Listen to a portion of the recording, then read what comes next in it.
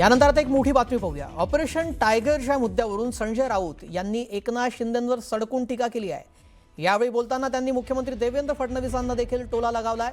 Operation tiger पासून फडणवीसांनी सावध राहावं असा सूचक इशारा राऊत यांनी फडणवीसांना दिलाय। तसेच एक दिवस एकनाथ शिंदे हे देवेंद्र फडणवीसांनाही फोडू शकतात असा टोला संजय राऊत यांनी लगावला। तसेच गद्दारांनी माती खाल्ली म्हणत राऊतांनी बंडखोर खासदारांवर सडकून टीका केली आहे। तसेच गद्दार आणि बेईमान याला पर्यायी शब्द सांगावा असा टोला देखील त्यांनी लगावला। दरम्यान खासदारांना 50 कोटी रुपये दिल्याचा मुद्दा उपस्थित करत राऊतांनी या संपूर्ण जे फुटले खासदार त्यांच्यावर टीका देखील केली।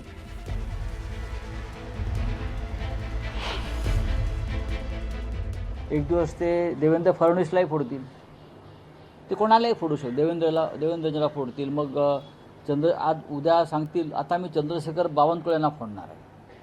मला बावनकुळे आत्ताच भेटून गेले काय, असं ते करू शकतात। एकदा माणसाला नशा चढली, भांग गांजा फोडाफोडीची काय, मग ते काही बोलू शकतात। देवेंद्रजींना फोडलं आणि मग शेवटी ते सांगतील आता मी अमित शहानाही फोडलं आहे। अमित शहाना देवेंद्र फडणवीस यांच्या विरोधामध्ये फोडण्याचा त्यांचा प्रयत्न चालू आहे, हे सगळ्यांना माहिती आहे। मग वाढू द्या ना। तुमचा पक्ष कसा वाढतो?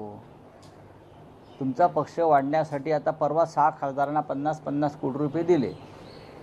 किती खर्च आहे तुम्हाला माझ्यामुळे? मी बोलल्यामुळे तुमचा किती खर्च वाढतो आहे? 50-50 कोटी रुपये दिले, परत 25-25 कोटी रुपये द्यायचे आहेत।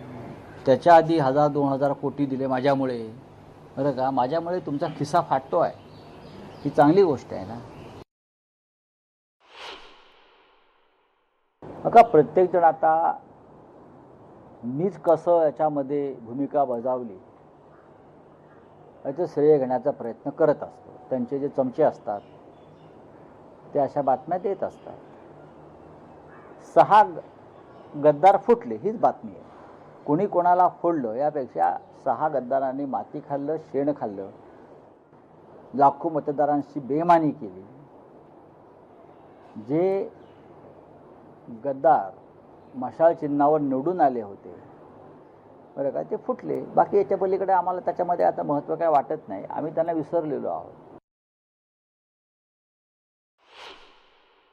आजपासून शिवसेना पक्षप्रमुख उद्धव ठाकरे हे 5 गद्दार खासदारांच्या मतदारसंघाला भेटी देणार आहेत। ईशान्य मुंबईत ते येऊन गेले, पुन्हा एकदा येणार आहेत।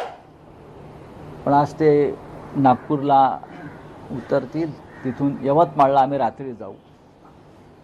यवतमाळनंतर मग आम्ही हिंगोली, परभणी, धाराशिव आणि मग शिर्डी 29 तारखेला अशा कार्यकर्त्यांच्या बैठका आणि मेळावे आहेत। संत महात्मा कोणच नाही आहे, त्याच्यामुळं संत महात्माची उपमा देण्याची गरजच नाही। पण 50 कोटीचा आकडा 4.5 वर्षापूर्वीचा होता, तो व्याजासकट आता कदाचित वाढला असेल असं आम्हाला सगळ्यांना वाटलं होतं। पण 4 वर्षानंतर देखील तो तेवढाच आकडा आहे। पण हा सगळा फेक आहे, अशा बाबतीत कोणीही व्यवहार केलेले नाहीत। साहेबांच्या नेतृत्वावर, शिंदे साहेबांच्या नेतृत्वावर आकर्षित होऊनच या 6 खासदारांनी शिवसेनेमध्ये प्रवेश केला।